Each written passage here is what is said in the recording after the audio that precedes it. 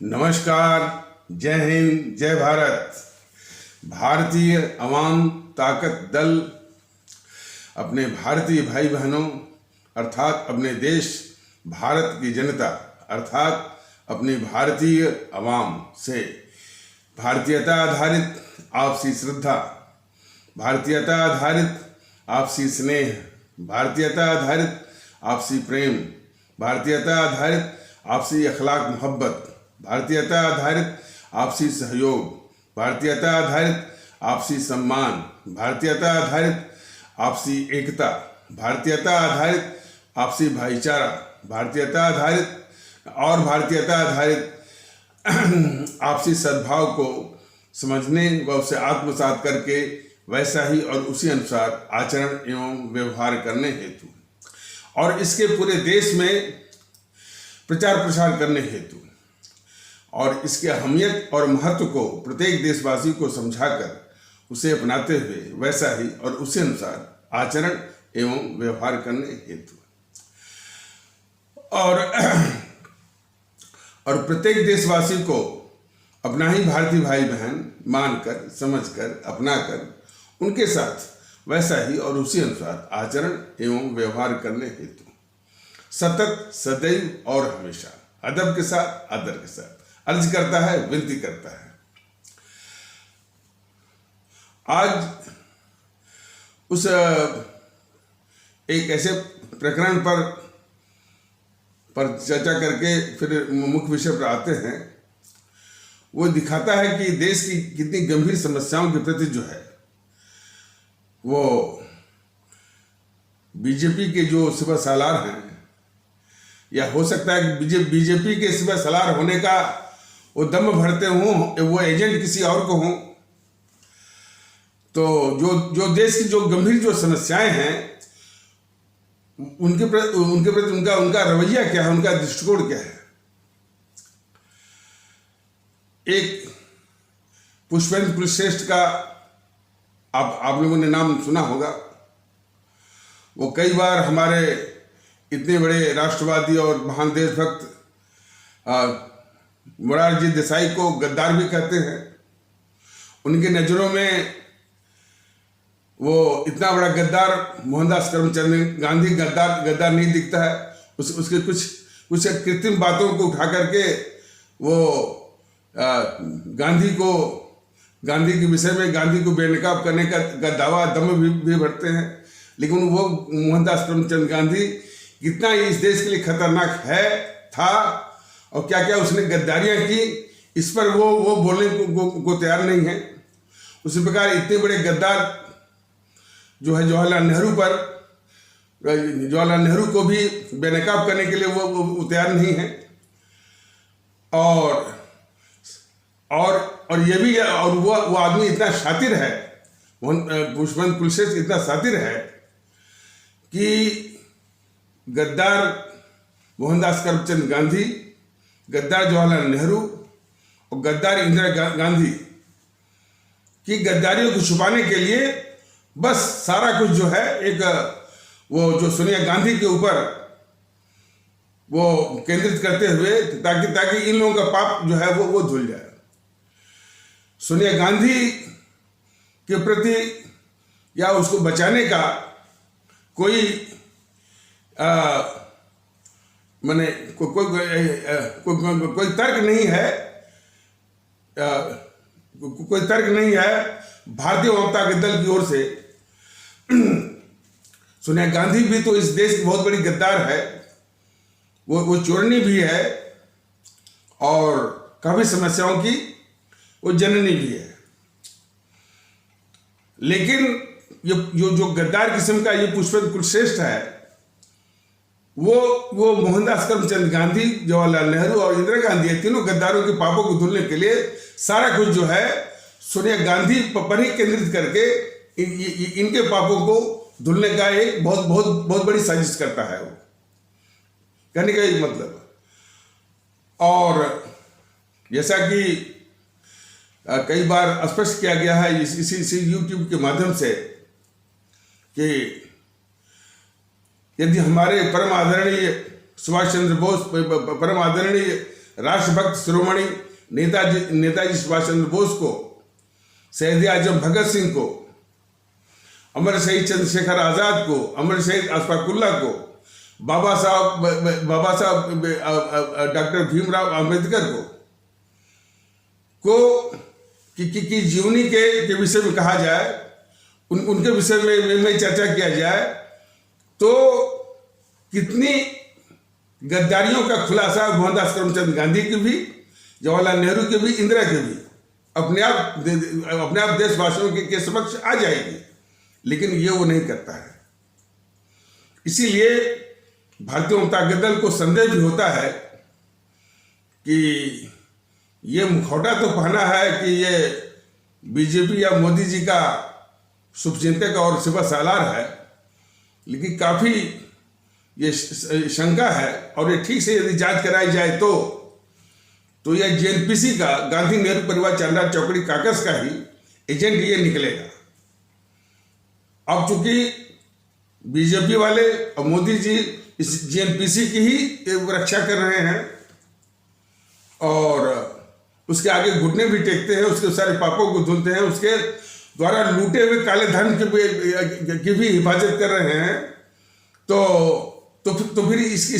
फिर इसकी जांच वो क्यों करवाएंगे कि जिससे ये बेनकाब हो जाए कि ये पुष्पेंद्र कुलश्रेष्ठ मुखौटा तो दो पहना है कि वो बीजेपी का या आरएसएस का शुभचिंतक है या उसके लिए कोशिश कर रहा है असल में एजेंट जो है वो जीएनपीसी का, गांधी नेहरू परिवार चांदा चौकड़ी काकस का। लेकिन ये सच्चाई है। तो किस तरह का वो दृष्टिकोण जो है देश में फैला रहा है और कितनी गलत बातें देश में फैला रहा है, अदम भरता है कि बहुत राष्ट्रवादी है। कि वो देखिए कन्हैया कुमार ने जेएनयू के प्रांगण से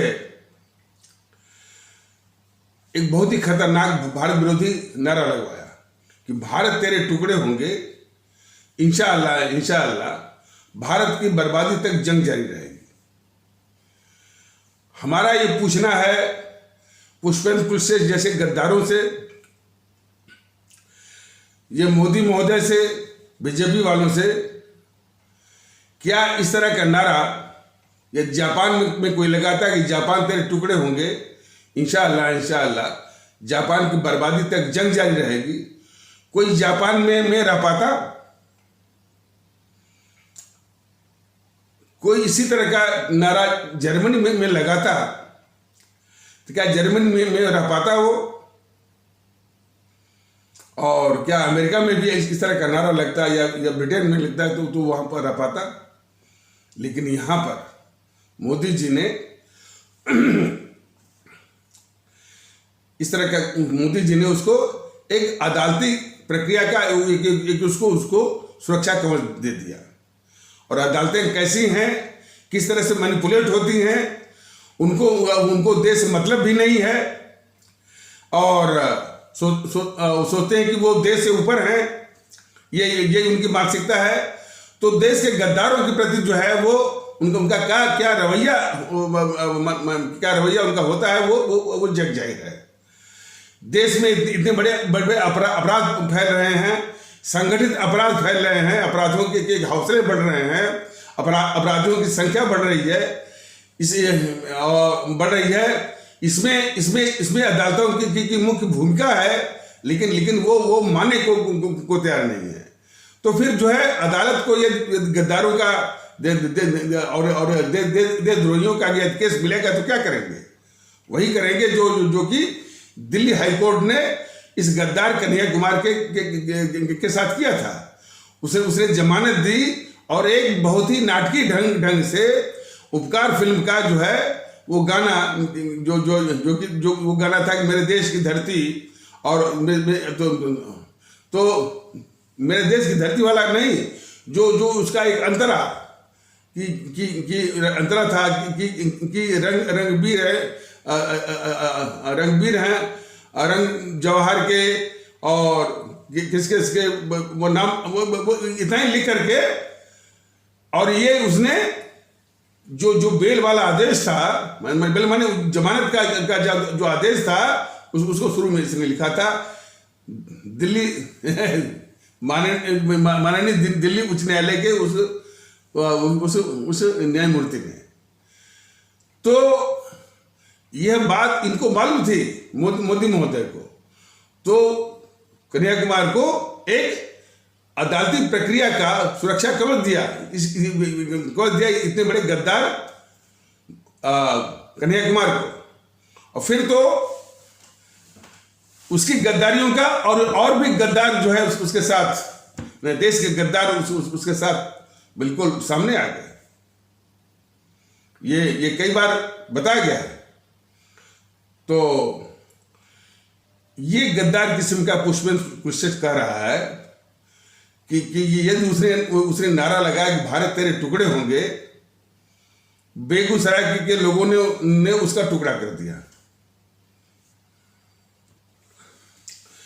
अब बताइए कितना बड़ा झूठ, किस तरह की मानसिकता वाला है ये गद्दार पुष्पेंद्र कुशवाहा। भारत तेरे टुकड़े होंगे, इंशाअल्लाह भारत की बर्बादी तक जंग जारी रहेगी। ये हमारे देश की संप्रभुता पर सीधा हमला है। और कोई भी देशभक्त किस्म का शासक है होता तो इसको सेना के हवाले ही करता, और उसी को सेना के हवाले नहीं करता, बल्कि उसके साथ जितने भी लोग आए उसके समर्थन में, राहुल गांधी, केजरीवाल, सीताराम येचुरी, डी राजा, और जिसका ये पांव छुआ था, पांव छूकर आशीर्वाद लिया, अखिलेश यादव, सबको सेना के हवाले किया गया होता। लेकिन ये मोदी जी ये झूठे किस्म के राष्ट्रवादी हैं, झूठे किस्म के देशभक्त हैं, और झूठे किस्म के ये अवाम परस्त हैं, धोखेबाज किस्म के। और इन्होंने बड़े सफाई से इसको अदालती इसको मैंने इस इतने घोर गद्दार कन्हैया कुमार, जिसने इस तरह का नारा लगाकर हमारे देश की संप्रभुता पर सीधा हमला बोला था, उसको मोदी महोदय ने अदालती प्रक्रिया का एक सुरक्षा कवच प्रदान कर दिया। वो सुरक्षा कवच मिलते ही फिर और भी गद्दारियां उसके साथ शुरू हो गई। फिर गद्दार कम्युनिस्ट वालों ने उसको जो है एक संवैधानिक प्रक्रिया में भाग लेने के लिए, यानी चुनाव में भाग लेने के लिए टिकट दे दिया। और टिकट जो है वहां बेगूसराय, बिहार। और अब उसके प्रचार में वो गद्दार आया था, वो बॉलीवुड वाला जावेद अख्तर, और उसकी पत्नी वो भी गद्दार है, शबाना आजमी, वो भी आई थी, और सोरा भास्कर भी आए थे। ये तीनों गद्दार आए थे। और इसके बाद बताया गया था कि वो न्यूज़ 18 इंडिया का एंकर किशोर रजवानी इसी गद्दार कन्हैया कुमार के से टॉक शो चलवाया। अब देखिए, वही बार बार इस बात से बताया जाता है, इतने घोर गद्दार कन्हैया कुमार का ये गद्दार किस्म का एंकर किशोर रजवानी ने टॉक शो चलवाया। उस टॉक शो को सुनने वाले भी कुछ लोग थे। उनमें से किसी के मानसिकता ने उनके आत्मा को नहीं धिक्कारा कि हम किसके प्रलाप को सुन रहे हैं और किसके शो को देख रहे हैं, जिसने कहा है कि भारत तेरे टुकड़े होंगे। ये तो है। अब अपने देश में लोगों में देश के प्रति कितनी संवेदनहीनता है और देशभक्ति का कितना बड़ा अभाव है, वो इन्हीं सब उदाहरणों से उजागर होता है। जब इतना खतरनाक कन्हैया कुमार का जो ये टॉक शो चलवाया, ये गद्दार किस्म का किशोर अजवानी एंकर जो है, कौन, न्यूज 18 इंडिया का, तो उसको भी सुनने वाले लोग थे। तो लोगों की देश के प्रति कितनी शून्यता है कि कितने समय माने उनके यानी देश के प्रति संवेदनशीलता की कितनी शून्यता है, कितना अभाव है, देशभक्ति का अभाव है। ये इसी तरह के दृष्टांतों से, मिसालों से, उदाहरणों से बिल्कुल साफ झलकता है, साफ वो स्पष्ट होता है। तो वो लोग सुन रहे थे और हद तो तब हो गई थी कि जब वो, अब चूंकि जब गद्दारी करना ही है तो बिल्कुल बेरोक टोक बेलगाम तो कह रहा है ये किशोर अजवानी कि भाई इसमें नाराज होने वाली बात कौन सी है। यदि किसी ने ये कह दिया कि भारत के टुकड़े होंगे तो इसमें नाराज होने वाली बात कौन सी है। वो बोला कौन, गद्दार किशोर अजवानी।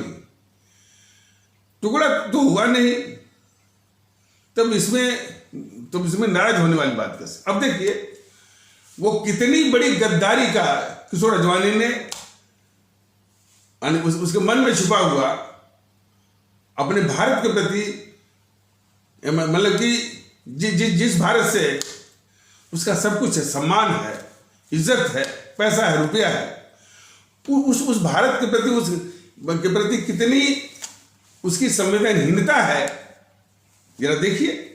और उसकी इस संवेदनहीनता को और इस गद्दारी के भाव को यानी उस गद्दारी के भाव के संबंध में उसको आईना दिखाने के लिए भारतीय आवाम ताकत दल को या मुझे वो एपिसोड में बताना पड़ा। वो मैंने एक उदाहरण भी उसको देना पड़ा और कहना पड़ा कि किशोर अजवानी, मान लो कि कोई सिरफिरा व्यक्ति तुम्हारे सामने तुम्हारी माँ बहन की गाली देने लगे, तो तुमको गुस्सा तो आएगा ना, तुम्हारा खून तो खौलेगा ना। जबकि वो गाली देने वाला, हालांकि इन शब्दों को मैंने कई बार कहा, इसका वर्णन करना मेरे लिए बहुत कठिन होता है। कठिन कठिन नहीं इसलिए नहीं कि शब्दों की कमी है, मैंने इस स्तर पर हम कभी वो उतरे नहीं हैं और न उतरना चाहते हैं। लेकिन किशोर अजवानी जैसे गद्दारों को आईना दिखाने के लिए भी कभी कभी ये कष्ट, ये दुख जो है वो सहना पड़ता है। तो बताना पड़ा कि वो जो गाली देने वाला है, न तो तुम्हारी माँ के साथ न तुम्हारी बहन के साथ ऐसा कुछ भी नहीं कर रहा होता है जैसा कि वो अपने मुंह से बोल रहा है, सिर्फ मुंह से बोल रहा है, लेकिन फिर भी तुमको गुस्सा आएगा, तुमको गुस्सा जरूर आएगा। तो गद्दार किशोर अजवानी जब व्यक्तिगत बात हो तो एक पैमाना, और जहां देश की बात हो तो वहां तुम कह रहे हो कि यानी क्या हुआ और इसमें नाराज होने वाली बात कौन सी है, देश का टुकड़ा तो नहीं हुआ, किसी ने कह दिया तो यही चीज। तो अब इसके बाद तो फिर जो है वो किशोर मैंने ये कन्हैया कुमार के साथ कोई और चैनल राष्ट्रवाद पर उपदेश, प्रलाप, प्रवचन उसने आयोजित किया और उस गद्दार कन्हैया कुमार के द्वारा राष्ट्रवाद पर प्रवचन में ये बीजेपी वाले अपने प्रवक्ता जो संबित पात्रा को भी भेजे थे। तो बीजेपी वालों का राष्ट्रवाद यही देख लीजिए कि जिस परिचर्चा में जो है वो गद्दार कन्हैया कुमार प्रवचन दे रहा है राष्ट्रवाद पर, उसमें अपने प्रवक्ता को भेज रहे हैं संबित पात्रा को। कितने ये छली, झूठे और विश्वासघाती, धोखेबाज किस्म के राष्ट्रवादी हैं। वो गद्दार कन्हैया कुमार 2-2.5 साल से जब से 2-2.5 साल के मतलब कि वो 3 साल हो गया, 3 साल या 4 साल। तो तब से जो है जिसको कि हमारे राष्ट्रवादी मोदी महोदय ने उसको अदालती प्रक्रिया का सुरक्षा कवच दे दिया, वो सुरक्षित हो गया उस गद्दार कन्हैया कुमार को। जबकि मोदी महोदय को मालूम है कि इस तरह का नारा देना कि भारत तेरे टुकड़े होंगे और भारत की बर्बादी तक जंग जारी रहेगी, वो भी सरेआम, ये हमारे देश की संप्रभुता पर सीधा हमला है। और सीधा हमला जब होता है तो वो मामला जो है सेना को ही सौंपते हैं। ये बात जो है पिछले साल जब गए थे मोदी महोदय वो लद्दाख की सीमा पर, जबकि चीन और भारत के साथ युद्ध या तनातनी जैसी स्थिति बनी हुई थी, तो अपनी सेना का हौसला अफजाई के लिए जब गए थे तो उन्होंने इस बात को बोला था कि हमारी फौज ने दुश्मन की सेना को परास्त करके अपने देश की संप्रभुता की रक्षा की है। इतना उनको मालूम है कि हमारे देश की सेना जो है जब भी दुश्मन की सेना को परास्त करती है या दुश्मन की सेना जब आक्रमण करती है हमारे देश पर, तो हमारे देश की सेना ये नहीं मानती कि आक्रमण जो है उस सेना के ऊपर है। हमारे देश की सेना ये मानती है कि वो आक्रमण हमारे देश की संप्रभुता पर है, और इसीलिए वह अपने देश की संप्रभुता की रक्षा के लिए दुश्मन की सेना को वो धूल चटाती है या परास्त करती है। तो ये मोदी जी को मालूम था, और मालूम था कि कन्हैया कुमार का जो अपराध है वो सेना को, इसका जो अपराध है कन्हैया कुमार का, गद्दार कन्हैया कुमार का, वह जो है अपने देश की संप्रभुता पर हमला है। इसलिए वो सेना को ही सौंपे जाने की पात्रता रखता था। और यही नहीं कि उसके समर्थन में जितने लोग आए थे उनको भी सेना के हवाले करना था। और ये मान लीजिए कि यदि सेना के हवाले कर दिए गए होते कन्हैया कुमार और राहुल गांधी और केजरीवाल और सीताराम येचुरी, डी राजा और अखिलेश यादव, तो काफी हमारे देश का, हमारी जो भारत भूमि है उस पर जो इन देश के गद्दारों का जो भार है वो कुछ कम हो गया होता। तो इतने घोर किस्म के हैं ये हमारे देश के दुश्मन हमारे मोदी जी, कि किस तरह से देश के दुश्मनों को ये रक्षा कर रहे हैं, पाल रहे हैं। ये देश के लोगों को उनको जानना चाहिए, और देश के लोगों को बिल्कुल डिसाइसिव, बिल्कुल निर्णायक भूमिका में आना होगा। तो मैंने वो चुनाव में हार गया वो ये गद्दार कन्हैया कुमार बेगूसराय से, तो उसको ये कह रहा है गद्दार पुष्पेंद्र कुलश्रेष्ठ कि बेगूसराय के लोगों ने उसके टुकड़े कर दिए। इस तरह से ये गद्दार लोग जो हैं देश के गद्दारों को किस तरह से सुरक्षा कवच देते हैं और उनके रक्षा करते हैं, और अपने को दिखाता है कि हम जो है बहुत पुष्पेंद्र कुलश्रेष्ठ कि हम जो है जो देश के दुश्मनों को बेनकाब करते हैं और हिंदू धर्म की रक्षा के लिए सब पाखंड है उसका, और ऐसे ही जो है वो माइन किस्म के देश के दुश्मन होते हैं। तो एक दूसरा प्रकरण, एक कोई यति नरसिम्हानंद सरस्वती, ये दासना एक जगह पड़ती है गाजियाबाद में। गाजियाबाद एक जिला है उत्तर प्रदेश का। तो उत्तर प्रदेश के जिला गाजियाबाद के दासना जगह में एक कोई मंदिर है, तो वहाँ के यति नरसिम्हानंद हैं, नरसिम्हानंद सरस्वती, वो अपनी बातों से दिखाना चाहते हैं कि वो हिंदू धर्म के बड़े रक्षक हैं।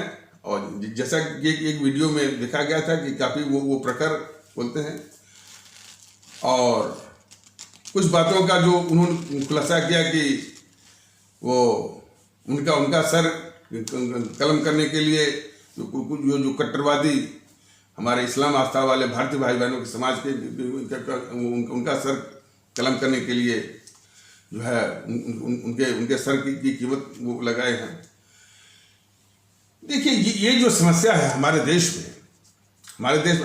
भारत में सर की कीमत लगाना, ऐसे कट्टरवादियों के विषय में सुना भी गया है।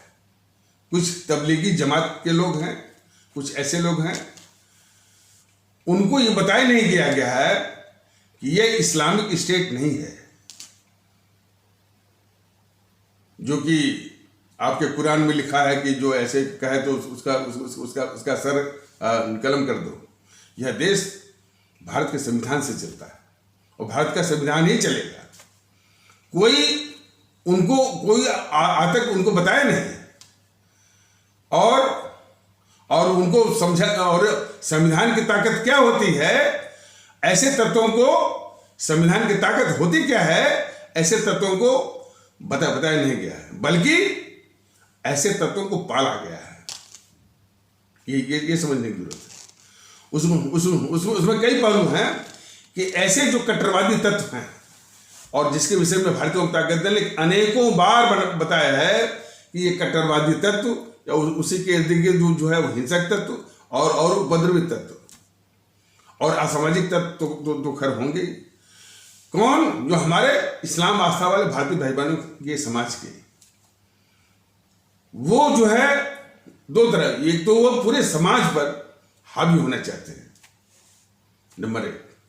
दूसरा, वो जो है जो हमारे देश विरोधी ताकतें हैं राजनीतिक दलों के वेश में, जैसे जीएनपीसी, गांधी नेहरू परिवार चंडाल चौकड़ी काकस, और ये समाजवादियों के, आरजेडी के और सबसे अधिक टीएमसी के, इनके ही एजेंट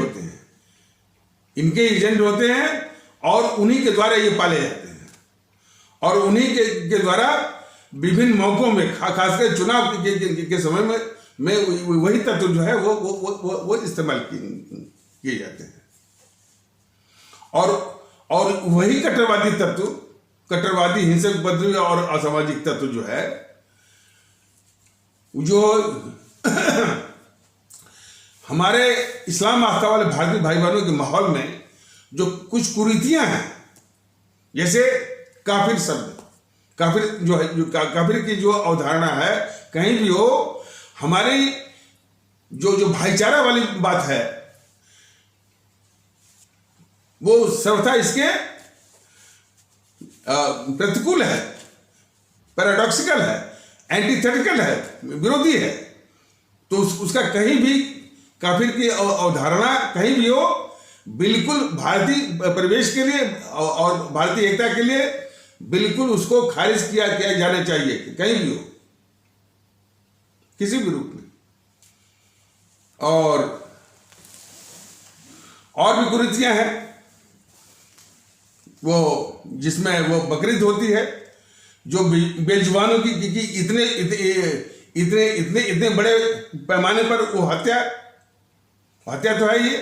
और जो दूसरी आस्था वाले हैं उनको भी बड़ी परेशानी होती है, बहुत असहज दिखता है। तो ये कुरीत है, लेकिन उस कुरीत के लिए इस्लाम आस्था को पर आक्रमण नहीं किया जा सकता। कुरीत तो वो हिंदू सनातन में भी कुरीत थी, सती प्रथा थी, बाल विवाह था और भी चीजें, विधवा और विधवाओं का विवाह न होना। तो कुरीत यहां भी है। एक तो मैंने बताया काफिर शब्द जो है ये बहुत ही डेंजरस है, किसी भी रूप में इसको जो है वो निकालने की जरूरत है। और देखिए, हमको धर्म पर नहीं बोलना है, लेकिन जो चीजें भारतीय एकता में बाधक हैं उनको चिन्हित जरूर करेगा और उन्हीं इस्लाम आस्था वाले भारतीय भाई बहनों से ही अर्ज करेगा कि आप कुछ ऐसा कोशिश करें कि ये कुरीत जो है दूर हो। तो किसी भी बहाने बेजुबान की हत्या जो है वो कोई भी आई हो, वो भी कबूल कबूल नहीं करेंगे। उसी तरह से एक अमानवीय प्रथा है हलाला, वो भी है। तो इस प्रकार से यदि सबको दूर करके वो हमारा जो पंथ है, इस्लाम पंथ जो है, और साफ पाक हो जाएगा।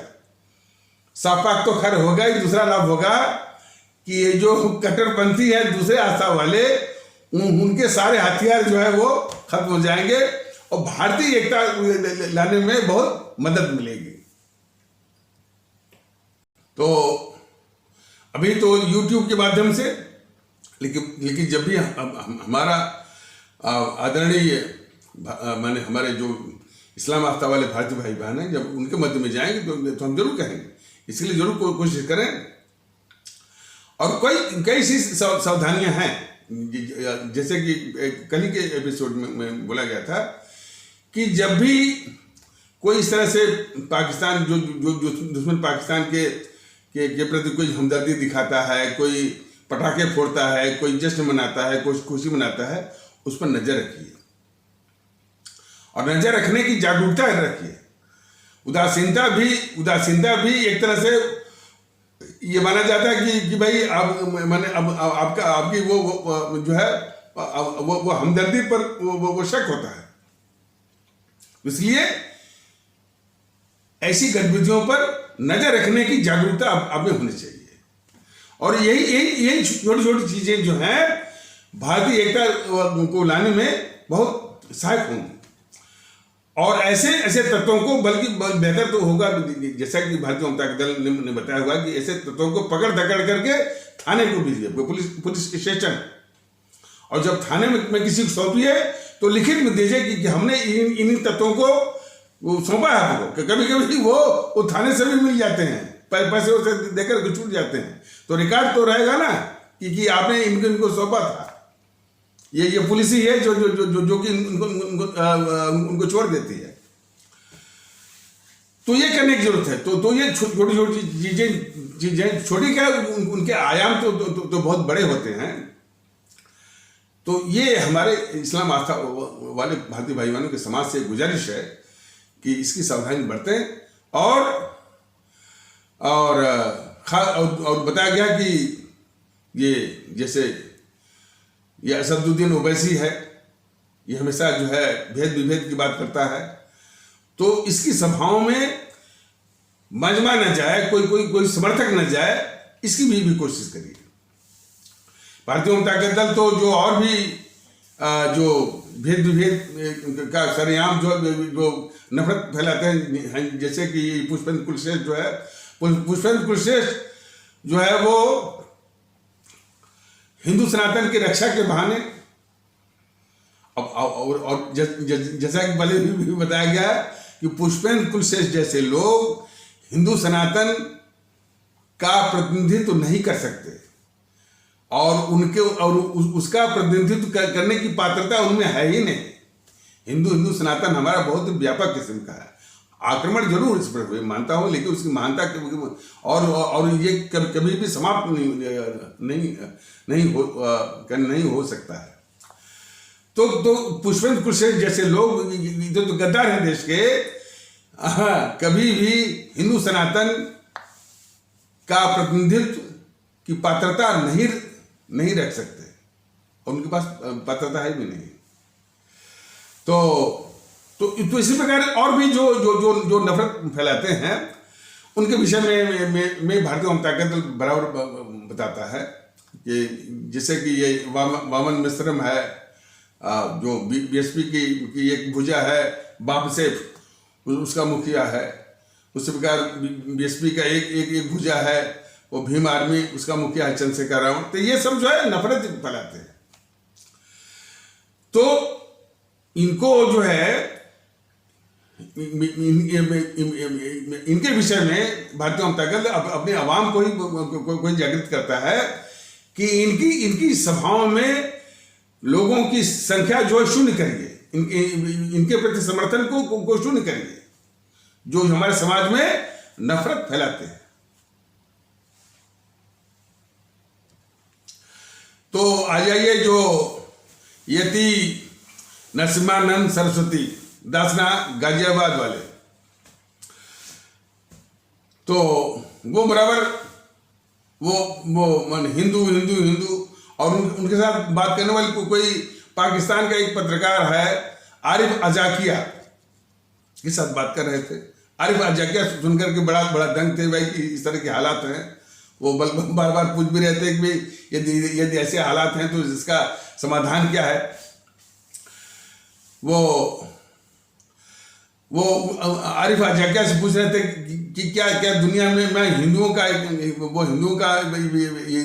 भी देश नहीं होना चाहिए। यह भारत सिर्फ हिंदुओं का देश नहीं रहा, ये सब लोग जो है वो निकाल दिए। जिन देशों में क्रिश्चियनिटी है भी, उन्होंने जो है क्रिश्चियन पंथ को वहां के शासन प्रशासन और राजनीति के वातावरण से दूर रखा। उनके लिए एक व्यवस्था कर दी कि एक जो है इटली में एक शहर है वेटिकन सिटी, वहीं पर उनको सिमटा दिया कि भैया यहीं पर यही आपकी हद है और यहीं के राष्ट्रपति आप बन जाइए। जो पोप होगा वो वेटिकन सिटी का वही राष्ट्रपति होगा, सब कुछ होगा, लेकिन बाकी जगहों पर पंथ की कोई भूमिका नहीं होगी। कुछ जो है वो शपथ जब शपथ वगैरह लेते हैं, माने ओथ सेरेमनी जो होती है, उसमें बाइबिल वगैरह की कसमें जरूर खा लेते होंगे, और चूंकि बहुतायत क्या है तो इस तरह की परंपरा होगी। लेकिन बाकी शासन प्रशासन राज्य में पंथ की भूमिका को उन्होंने निकाल फेंका है। जरा उनसे सीख ले ऐसे लोग जो कहते हैं कि वो हिंदू राष्ट्र वगैरह जो है और हिंदुओं का देश। तो यह जो है वो हिंदुओं का देश नहीं है, बल्कि ये सभी पंथ के मानने वालों का देश है।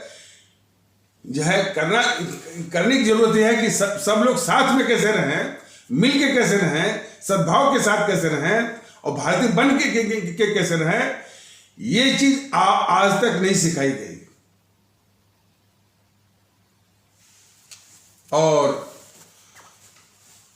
और जो है और जब हिंदू मान लीजिए जब इसमें मान लीजिए इस्लाम पंथ नहीं आया था, ईसाई पंथ नहीं आया था, इसके पहले जो है वो क्या दशा थी बताइए। तभी तो तमाम राजा ही थे आपस में, राजनीतिक जो है वो जो है आपसी उन राजाओं में राजनीतिक प्रतिद्वेष था, प्रतिद्वंदिता थी, दुश्मनी थी, ठीक नहीं थी। तो हमारी भारत भूमि या वो अखंड तो जरूर था, लेकिन इसमें जो है राजनीतिक प्रतिद्वंदिता के चलते वो बिखरे हुए थे। तो भारत का बिखराव जो है बहुत पहले से है। और उसमें सबसे बड़ी बात है, तो इसलिए जो हिंदू राष्ट्र की बात करते हैं और सिर्फ हिंदुओं का देश की बात करते हैं, वो इस बात को समझें। और सबसे बड़ी बात है कि वो लोग जो जिसकी वकालत करते हैं वो कभी नहीं इस बात को स्वीकार करते हैं कि उसी व्यवस्था में एक हमारे तबके के साथ हजारों साल तक अन्याय हुआ, और जो कि आजकल उनको नाम दिया गया है कि अनुसूचित जाति है, अनुसूचित जनजाति है। तो उसके साथ हजारों साल तक अन्याय हुआ, उसका शोषण हुआ और लगातार शोषण हुआ, आर्थिक, सामाजिक, शैक्षणिक और यहाँ तक कि इज्जत का। इस बात को जितने भी ये हिंदू राष्ट्र और फैलाने वाले हिंदू राष्ट्र और इसकी बात करते हैं कि भाई हिंदुओं का देश हो, कि उसको कबूल करते ही नहीं। और वो ये कहते हैं और ये भी सुना गया है कि यह जो मैंने इस तबके के साथ जो अन्याय हुआ, शोषण हुआ, जब अंग्रेज आए तब किए, मुगल आए तब किए। ये सब इतनी झूठी कहानियां बनाते हैं कि भाई अंग्रेज आए तब जो है हमारे जो माने जो छुआछूत है और हमारे उन जो जिनको शूद्र बोला, शूद्र की अवधारणा क्या अंग्रेज लाए थे? शूद्र की अवधारणा क्या ये मुगल लाए थे? तो इतना झूठ बोलने वाले, और होता यही है। समस्या इससे ज्यादा होती है कि जब तक बीमारी को आप कबूल नहीं करेंगे, रोग क्या है इसका, तो उसका सही तो उसका सही निदान वो कैसे होगा। तो जो आज तक वो इस बात को तस्दीक नहीं कर पाए, कबूल नहीं कर पाए कि हमसे ये बड़ी बड़ी भूल हुई है कि हमने जो है शूद्र मान करके जो है उनको जो है एक मानवीय इज्जत नहीं दिया और लगातार उनका शोषण करते रहे कि भाई की परछाई लग गई तो 10 बार नहाएंगे, वो उनके लिए अलग जो है वो गांव बना दिया, बस्ती बना दिया, तालाब से वो पानी न लें और हर जगह उनका बहिष्कार किया, अपमानित किया। तो हजारों साल तक वो अपमान है उनका। इसको कोई भी हिंदुवादी जो नेता जो है वो माने को तैयार नहीं है।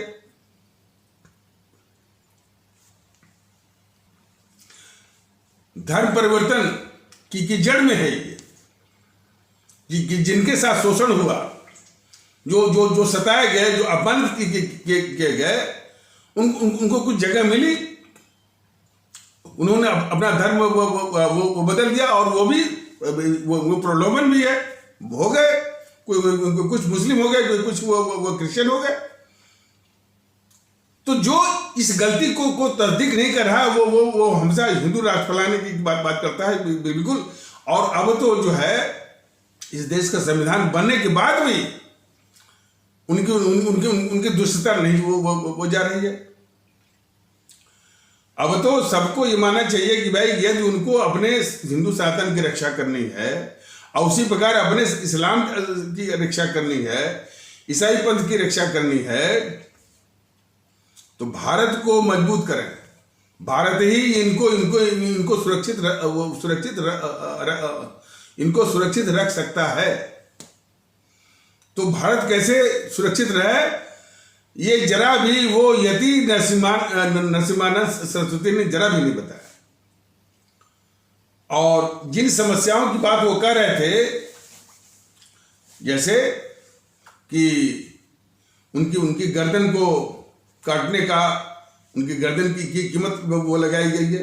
भारतीय जनता दल ने बराबर बताया है कि कुछ ऐसे माने ग्रुप हैं और हमारे इस्लाम आस्था वाले भारतीय भाई बहनों के का जो तबका है उसमें कुछ इस टाइप के कट्टरवादी और हिंसक, उपद्रवी, असामाजिक हैं।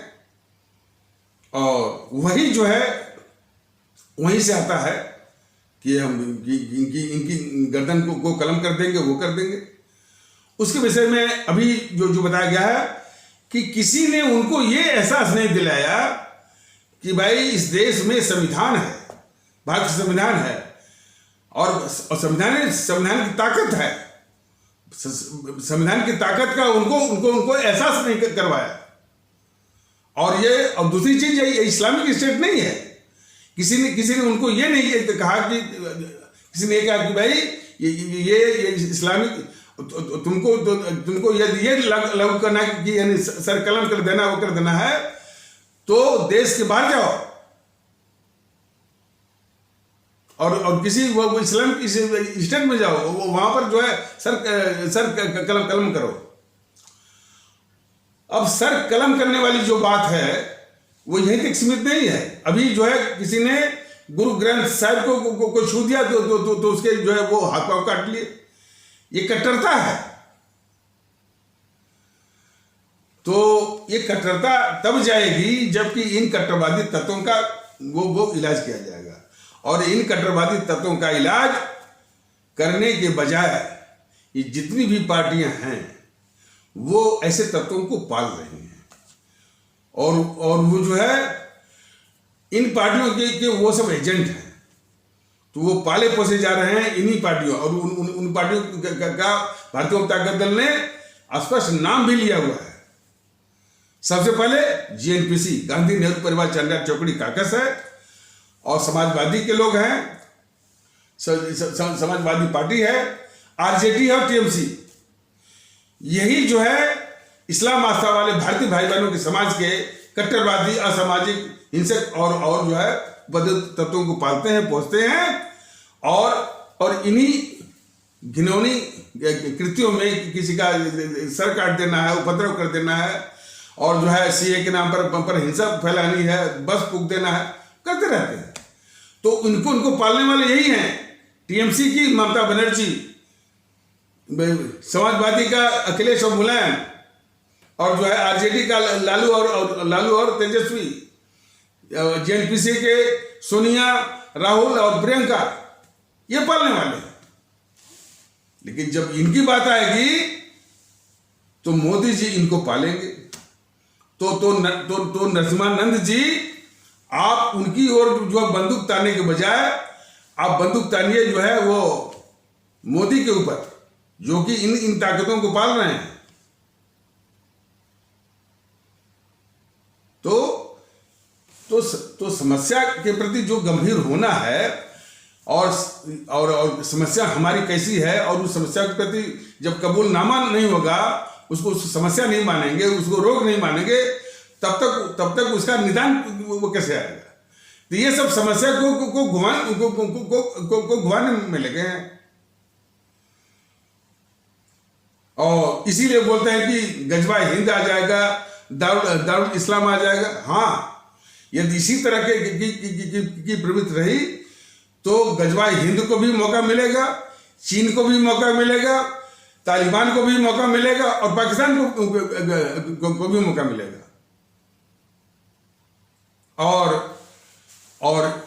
और सबसे बड़ी ये देश और वो ये तो रहा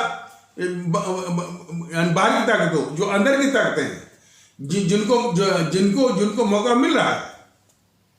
इस जेएनपीसी को मौका मिल रहा है, कम्युनिस्टों को मौका मिल रहा है, सपाइयों को मिल रहा है, बसपा को सपाइयों को मिल रहा है, टीएमसी को मिल रहा है।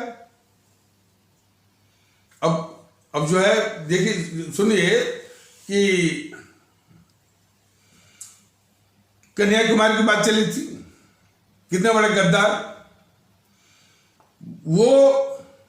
यदि देश में जागृति यह होती, जागरूकता यह होती, सेंसिबिलिटी ये होती कि भाई ये देश का गद्दार है वो कन्याकुमारी, तो देश के लोग उस पर थूकते। यदि थूकते तो कभी भी वह जो है जेएनपीसी को ज्वाइन नहीं करता हो। तो जेएनपीसी को भी, जेएनपीसी गांधी नेहरू परिवार चंदा चौकड़ी कागज को भी हिम्मत नहीं पड़ती कि जिस वक्त देश थूक रहा है उसको ये अपनी पार्टी में लेकर के उसको पार्टी की संपत्ति बना दे।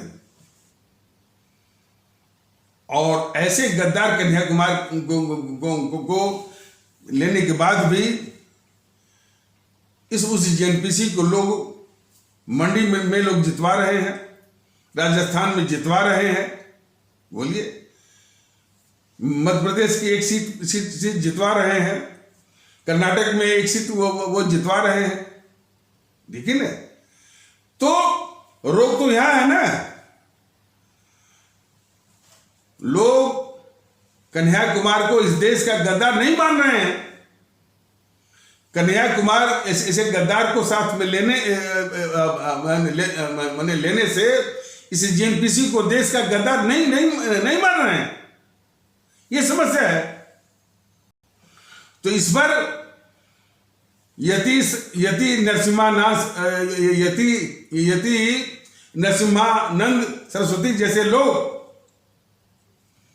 समस्याओं को घुमाने में जो माहिर होते हैं, उनकी घिघी बंद रहती है। और गलत मानसिकता, गलत जो है वो संवेदनशीलता, गलत नजरिया, व्यक्तिगत स्वार्थ, ये हमारी आवाम की सबसे बड़ी कमजोरी है, सबसे बड़ी कमजोरी है। जैसे एक यूट्यूब में देखा गया कि लखनऊ में कोई गर्ल्स कॉलेज की लड़कियां थी, उनसे वो चुनाव के वक्त में ये कोई एंकर या पत्रकार जो है उनसे बात कर रहा था। तो वो कह रहा था कि ये नारी सुरक्षा और कि विषय में जो जो जो जो योगी सरकार ने क्या किया, अपराध कम किया कि नहीं किया। अब देखिए, ऐसे ऐसे पत्रकार और ऐसी ऐसी मानसिकता जो ये बीजेपी या योगी महोदय जो सीना तानते हैं और उसका तमगा लूटते हैं कि उन्होंने अपराधियों पर को खत्म कर दिया। यह उनसे पूछा जाना चाहिए कि उनके नाक के नीचे रघुराज प्रताप सिंह कुंडावाला इतना इतना खूंखार किस्म का अपराधी, उनको अपराधी दिखता है या नहीं। ये सवाल उनसे वो पूछना होगा।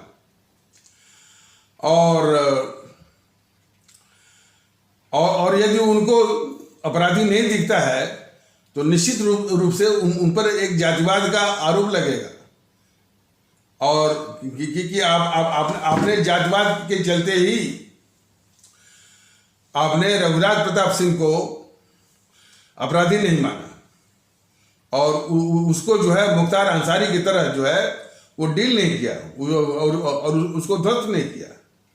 और सुनने में तो आ रहा है कि उसने जो जनसत्ता पार्टी बनाई है रघुराज प्रताप ने, उससे आपका वो साठगांठ भी हो रहा है। तो ये अपराध को समाप्त करने का जो झूठा दम जो है ये वो योगी महोदय कर रहे हैं, यह देश के साथ और उत्तर प्रदेश की जनता के साथ जो है सरासर धोखा है। और उससे भी बड़ी बात कि योगी जी से पूछा जाना चाहिए कि योगी जी अपराध को खत्म करना चाहते हैं या अपराधी को। और ये भी जाने कि सिर्फ अपराधी को ही खत्म करने से अपराध नहीं जाएगा और आवाम को राहत जो है अपराधी के खत्म होने से नहीं होगी, अपराध के खत्म होने से होगी। और जब अपराध को खत्म करने की बात है तो अपराध उस अपराध या अपराधी को संरक्षण कहाँ से मिलता है, कौन कौन बड़ी हस्तियां या बिग या स्टालवर्ट्स, हेवीवेट्स या बड़े बड़े रसूख वाले, कौन कौन उसको किसका उस अपराध या अपराधी के ऊपर हाथ है। जब तक उनको नष्ट नहीं किया जाएगा, उनको मुख्तार अंसारी की तरह ध्वस्त नहीं किया जाए, उनके मकानों को, उनकी बिल्डिंग को, उनकी संपत्तियों को ध्वस्त नहीं किया जाएगा, तब तक अपराध जो है समाप्त नहीं होगा। बुद्धिमान योगी महोदय, बुद्धिमान कहा जाए या बेवकूफ कहा जाए पता नहीं।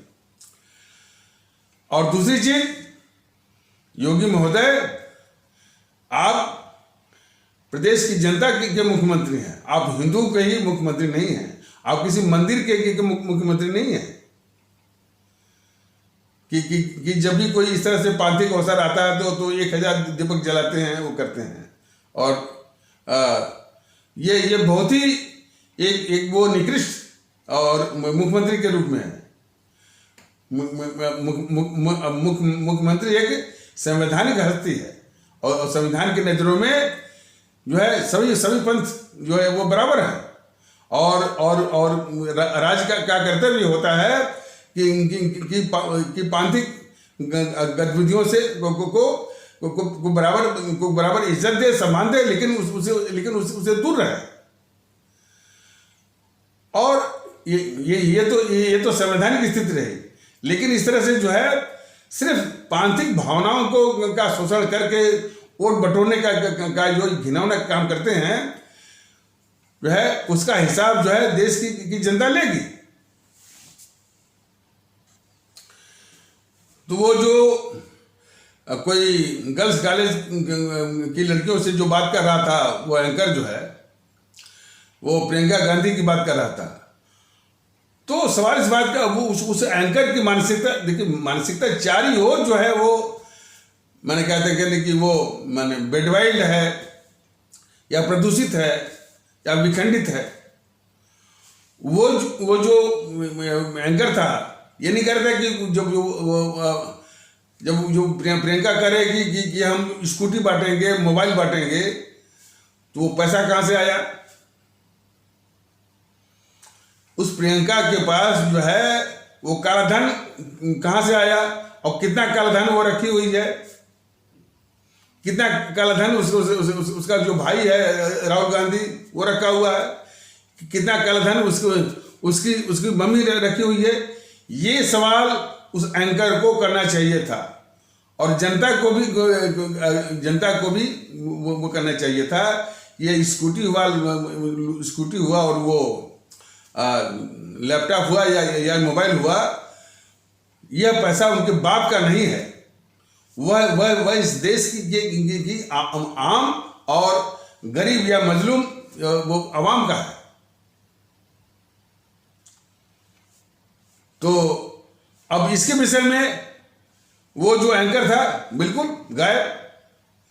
तो इस तरह की जो मानसिकता, अब जनता को अब इस तरह के फैसले करने का मौका भी छीन लिया कि जनता ये फैसला करे कि भाई कि इन डकैतों से हमको वो निजात पानी है, कि इन डकैतों की स्कूटी लेनी है, इन डकैतों का मोबाइल वो फोन लेना है, फोन लेकर के फिर इनको अपने सर पर बिठाना है। तो उन मौकों को छीन रहा था वो एंकर।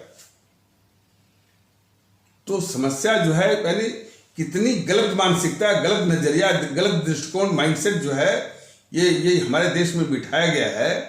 भारतीय जनता दल ऐसे माइंडसेट से जो है वो संघर्ष कर रहा है। भारतीय जनता दल देश के विषय में, आवाम के विषय में, आवाम कैसे इन स्थितियों से निजात पाए उसके विषय में बोलता है।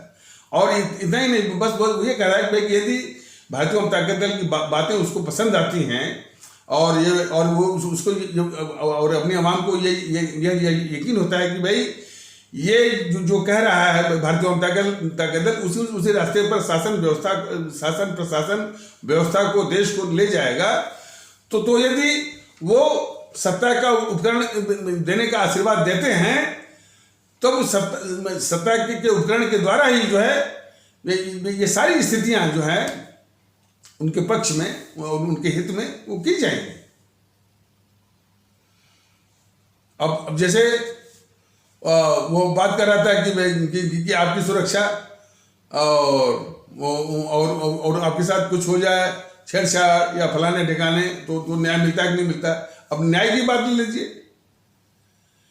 न्याय की बात ले, न्याय वो पूरा दिखा गया कि जब भी कोई हमारी जो बच्ची है या कोई हमारे बहू के साथ जो है इस तरह से अमानुषिक व्यवहार होता है, तो यही बिरादरी इस तरह की मानसिकता फैला के वो कैंडल मार्च निकालेंगे। दिल्ली गेट जो है, दिल्ली गेट के आगे वो कैंडल मार्च, कैंडल मार्च निकालने से जो अपराधी है जो है उसकी मानसिकता बदलेगी। और जो ये भ्रष्ट तंत्र है जिस पर कि इस तरह के वो यानी जो देश विरोधी ताकत जो है वो जो मैनिपुलेट करके वो बैठ गए तंत्र पर, वो करेंगे कैंडल मार्च से। न्याय वो होता है, इसके पहले भी बताया गया था कि भारतीय जनता दल बराबर बताया है इस विषय में, और विस्तार से बताया है और आगे भी बताएगा कि न्याय देने की जिम्मेदारी सरकार की होती है, सरकार की, हुकूमत की होती है, प्रथम और सबसे पहले, प्रथम और सबसे बड़ी।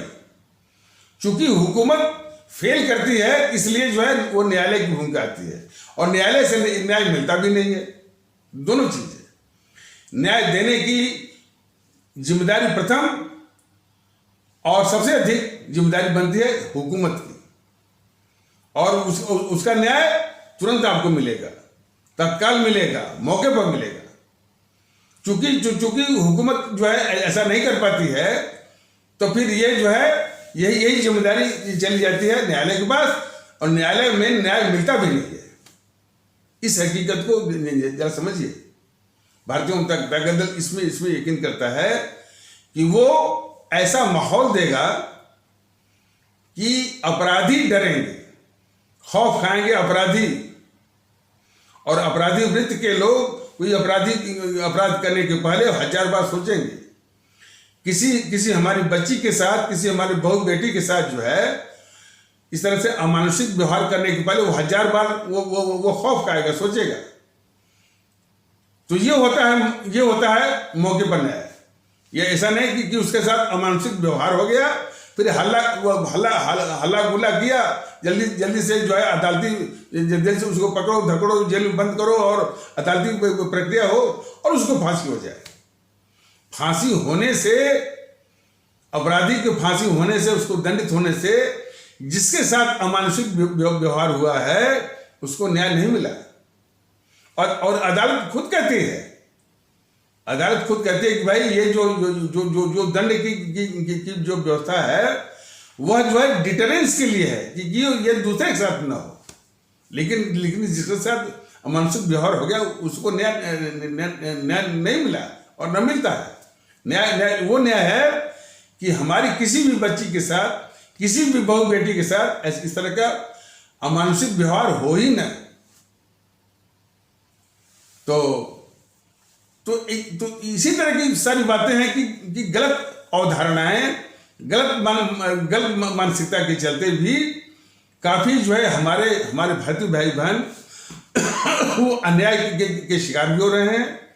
और एक नारकीय जीवन, भले एक नारकीय जीवन को जो है वो भोगने को जो है वो अभिशप्त है।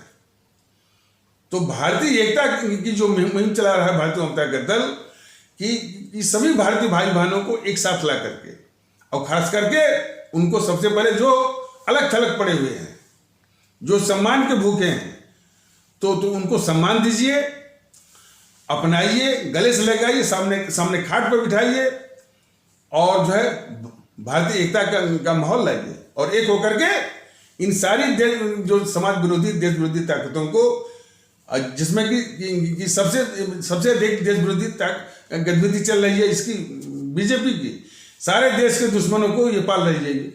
आगे आने वाले एपिसोड में बताया जाएगा कि यह टीएमसी को पाल करके कितना बड़ा जो है वो जो कितना बड़ा देशद्रोह कर रही है ये बीजेपी। टीएमसी इतनी खतरनाक देश की दुश्मन, उसको पाल रहे हैं ये मोदी महोदय।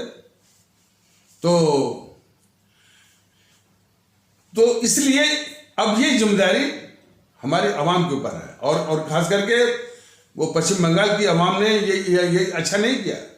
मान लीजिए कि बीजेपी निकम्मा है तो नोटा एक विकल्प था,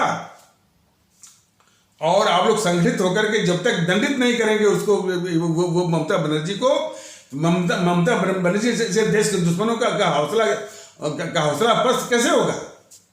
और उसने सिर्फ गुंडे के बल पर, चुनाव आयोग तो बिल्कुल जो है बिल्कुल वो ये मूक दर्शक, स्पाइनलेस, टूथलेस, उसके भरोसे ये चुनाव में धांधली रुक जाए और गुंडागर्दी रुक जाए, असंभव। तो खैर इन्हीं आवश्यक शब्दों के साथ इस आवश्यक पर चर्चा को यहीं पर विराम दिया जाता है। तब तक के लिए नमस्कार, जय हिंद, जय भारत।